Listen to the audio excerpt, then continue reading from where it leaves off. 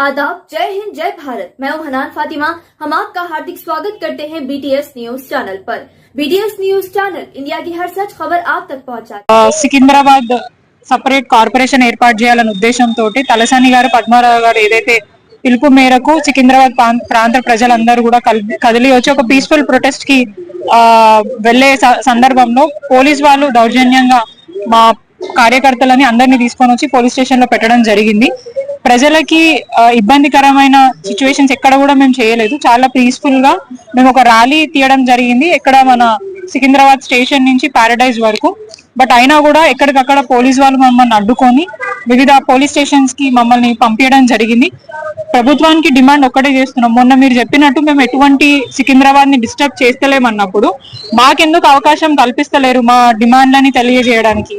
మీరు ప్రభుత్వం ఏర్పడి వచ్చిన తర్వాత మీరు ప్రజలు బయటికి వచ్చి మీ డిమాండ్స్ ఏమున్నాయో అవన్నీ కూడా చెప్పండి, అట్లాగనే ప్రొటెస్ట్లు కూడా చేసుకోవచ్చు అని చెప్పేసి కాంగ్రెస్ ప్రభుత్వం రేవంత్ రెడ్డి గారు చెప్పడం జరిగింది. అయినా కూడా పోలీస్ వాళ్ళని అడ్డం పెట్టుకొని ఎక్కడికక్కడ ప్రజలని కానివ్వండి కార్యకర్తలని కానీ ఇబ్బంది పెట్టే పరిస్థితికి తీసుకొని వచ్చినారు. ఇక్కడ ఎక్కడ కూడా మేము ఎవరికి ఇబ్బంది కలిగే విషయం అయితే చేయట్లేదు. కేవలం సికింద్రాబాద్ సపరేట్ కార్పొరేషన్ ఏర్పాటు చేయాలి.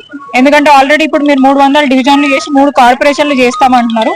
దాంట్లో భాగంగా సికింద్రాబాద్ ని మల్కాజ్గిరిలో కలుపుతా అంటున్నారు.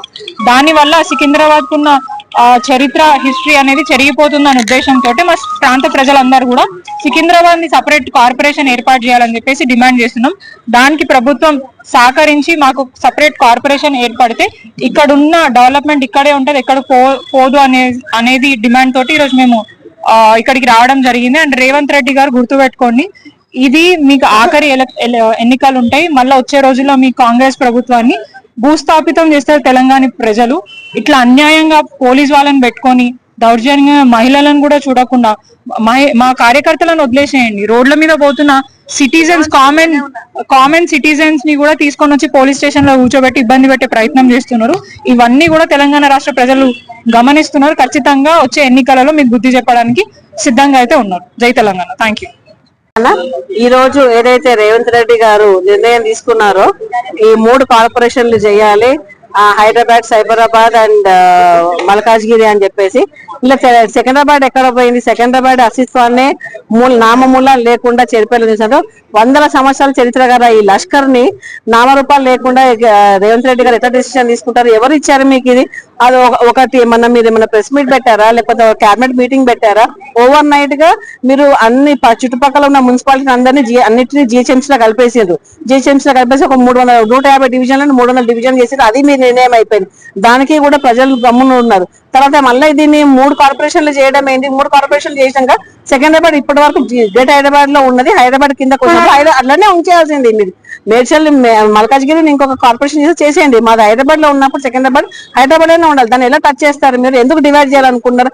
ఎందుకు సికింద్రాబాద్ సనత్ నగర్ లో ఎప్పుడు బీఆర్ఎస్ గెలుస్తుంది, కాంగ్రెస్ గెలవట్లేదు అని చెప్పేసి ఇది ఏమన్నా కుట్రనా? ఇది రాజకీయ కుట్రనా? ప్రజల అభివృద్ధి మీకు అవసరం లేదా? ఇవన్నీ పక్కన పెట్టి ప్రజల అభివృద్ధి గురించి ఆలోచించండి. ప్రజలకు ఏది మేలో అది చేయండి. ఎవరు సలహా తీసుకొని ఎవరు ఇచ్చారు మీరు సలహా? ఎవరు సలహా తీసుకొని మీరు చేస్తారు? ప్రజలు ఏమన్నా మీకు విజ్ఞప్తిగా ప్రజాపాలన పెట్టండి. ప్రజాపాలన మీకు ఏం లెటర్స్ వచ్చినాయా? సికింద్రాబాద్ లో మల్కాజ్గిరిలో కలపాలని చెప్పేసి మీకు ఏం లెటర్స్ వచ్చినాయా? మీకు ఏమైనా సూచనలు వచ్చినాయా? అవి ఉంటాయి, బయట పెట్టండి. ఎవరి నిర్ణయం ప్రకారం మీకు ఏమన్నా రాజ్యాంగబద్ధంగా మీరు పోతారా, లేకపోతే మీ ఇష్టం వచ్చిన రాజ్యాంగం మీరు రాసుకొని మీ ఇష్టం వచ్చినట్టు మీరు పరిపాలన చేయడానికి ప్రజలు మిమ్మల్ని ఎన్నుకున్నారా? ఇదే నా మార్పు? ఈ మార్పు కోసమేనా మేము మార్పు తీసుకొస్తామని చెప్పింది? ఇదా మీరు తీసుకొచ్చే మార్పు? ఖబర్దార్ రేవంత్ రెడ్డి, మీకు ఇష్టం వచ్చినట్టు చేసుకొని రాత్రులు మీరు అన్ని మార్చేసేసి మీ ఇష్టం ఉన్నట్టు ఆడుకోవడం అంటే ఎవరు ప్రజలు ఊరుకుంటారు అనుకోకండి.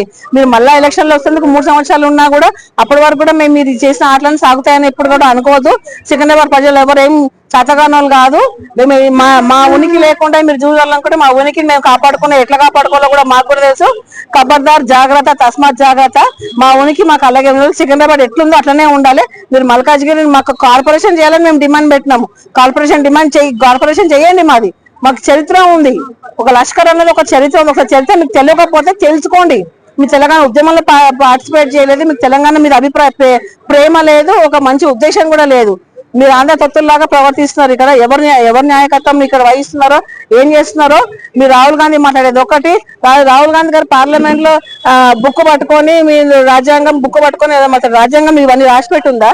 రాజ్యాంగ అనుకూలంగా మీరు పరిపాలించండి రాష్ట్రాన్ని. ఎందుకు రాష్ట్రాన్ని ఇట్లా ముక్కలు చేస్తారు, సిటీని ఇట్లా ముక్కలు చేయడం ఇది కరెక్ట్ కాదు. మేమందరం కూడా వ్యతిరేకిస్తున్నాం దీనికి. సామాన్య ప్రజలు ఈ రోజు మేము శాంతియుతంగా ర్యాలీ వెళ్ళాలంటే ర్యాలీకి పర్మిషన్ కూడా ఉంది. మీరు ఎట్లా అరెస్ట్ చేస్తారు? అరెస్ట్ తీసుకొచ్చి ఇప్పుడు మేము మషాబాద్ పోలీస్ స్టేషన్ లో ఉన్నాం. ఎట్లా అరెస్ట్ చేస్తారు? డెమోక్రటిక్ కంట్రీ ఇది. మా అభిప్రాయం తెలుపుకునే స్వతంత్రం మాకు ఉన్నప్పుడు మీరు మా అభిప్రాయం తెలుసుకుని కూడా మమ్మల్ని అరెస్ట్ ఎందుకు చేసిండ్రు? మేమేం తప్పు చేసామా? మేమేమన్నా అల్లర్లు చేసినామా? పగలగొట్టినామా? ఏమన్నా చేసినామా? ట్రాఫిక్ ఆపేసినామా? శాంతియుతంగా ర్యాలీ కూడా మీరు జరగనీయకుండా ఇంత ప్రజాస్వామ్య ప్రభుత్వంలో రాష్ట్రంలో మనం లేమా? మేము for the people, to the people, by the people, ఆ రూల్ ని మీరు ఫాలో అవ్వండి. ఇది ప్రజాస్వామ్యంగా నడిపేయండి. మీరు రాష్ట్రాన్ని మీ ఇష్టం అంటే రాష్ట్రం నడిపించడానికి ఇది మీ ఇల్లు కాదు. మీ ఇంట్లో నడుస్తుంది, మీ పార్టీలు నడిపించుకోండి. మీది ప్రజలపైన రుద్దదు మీరు సొంత అభిప్రాయాలన్నీ. ఇదన్నిటికీ మేము అందరం తీవ్రంగానే ఇంతమంది మహిళలని వాళ్ళ పట్టుకొచ్చి ఇక్కడ పొద్దు నుంచి కూర్చోబెట్టి ఇక్కడ కూర్చోబెడతారా మీరు? ఇదే నా ప్రజాస్వామ్యం రాష్ట్రం అంటే? ఇదే నా మీరు నడిపించేది? ఇదే నా మార్పు? ఈ మార్పు కోసం మీ కోట్లేసి గెలిచింది. ప్రజలారా గమనించండి, కాంగ్రెస్ ప్రభుత్వం, రేవంత్ రెడ్డి ప్రభుత్వం ఏం చేస్తున్నారు? ప్రజలకు ఏమైనా ఉపయోగపడుతుందా? పార్టీకి ఏమైనా ఉపయోగపడుతుందా? దీని గురించి మీరు ఆలోచించి మీరు ఇక ముందు కూడా జరిగే మున్సిపాలిటీ ఎలక్షన్ లో ఓట్ల ద్వారా మీరు నిరూపించుకోండి. మీది ఓట్లే మనకున్న ఒక పెద్ద ఆయుధము. వాళ్ళ దగ్గర పోలీసులు ఉన్నారేమో, మన దగ్గర ఓటే ఆయుధం ఉంది. ఆ ఆయుధంతో రేవంత్ రెడ్డికి మీరు బుద్ధి చెప్పాలని నేను కోరుకుంటున్నాను. జై తెలంగాణ, జై సికింద్రాబాద్.